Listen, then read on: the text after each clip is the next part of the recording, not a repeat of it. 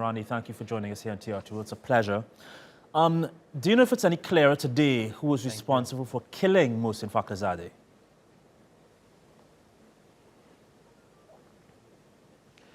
Well, the consensus seems to be that the Israeli regime, with the help of Western intelligence agencies and especially the United States, have carried out the act. Iranian intelligence services seem to be indicating that, but also from what we see in the Western media, the New York Times, Trump's tweets, as well as statements made inside Israel, it seems to indicate that this is probably accurate. It's also believed that other countries besides the United States were involved in the logistics of this act of terrorism. And today the Iranian parliament has taken the first step in response. There will probably later be a military response as well, but for the time being, the Iranian parliament is discussing to reduce dramatically Iran's relationship with the International Atomic Energy Agency, and also to advance its nuclear program in a more rapid pace, especially in the newly technologically developed areas. I'm glad you brought up Iran's response. Based on the country's capabilities and limitations, what are the options in terms of a broad range of responses, you think, for Iran?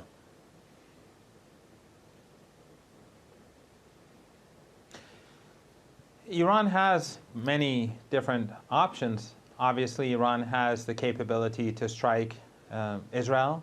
It has shown its capability before when it struck the Al-Assad base, where all of the Iranian missiles hit their target, and the Americans were unable to down a single missile.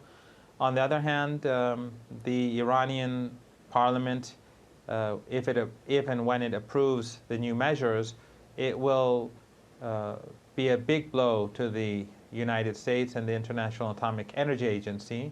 Their presence in Iran will be severely reduced, depending on what Parliament ultimately passes, and also Iran's investment and Iran's move towards the newly developed areas, technologically speaking, in the nuclear sector.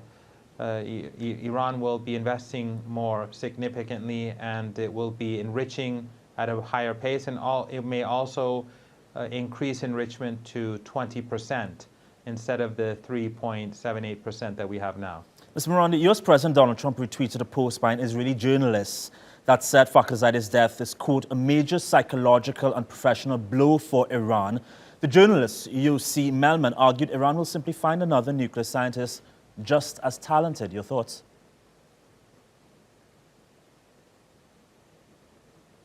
Well, Iran has many nuclear scientists, and in fact, he was not a scientist that was actually working as a scientist. He was a deputy minister. He was the deputy minister of defense. And in Iran, the Ministry of Defense is involved in many areas. Because of the sanctions, since the private sector cannot work on many projects, the armed forces are involved. So he was also involved in developing the Iranian COVID-19 vaccine.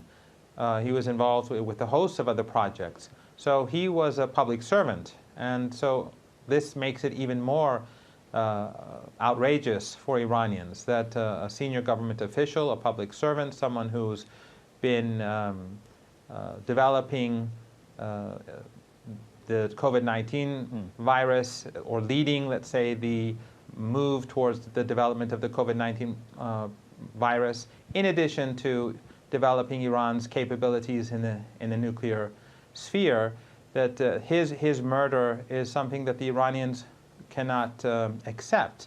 And if the Americans or the Israelis or the Europeans think that there will be no response, or that the Iranians are going to simply wait for a new administration, I think that's a major miscalculation. Okay. This move by Parliament, I think, is a major step. And also, but I think that is a separate issue from punishing those who carried out the assassination. Mr. Marandi, we have to leave it there. Always insightful speaking with you. Thank you for that.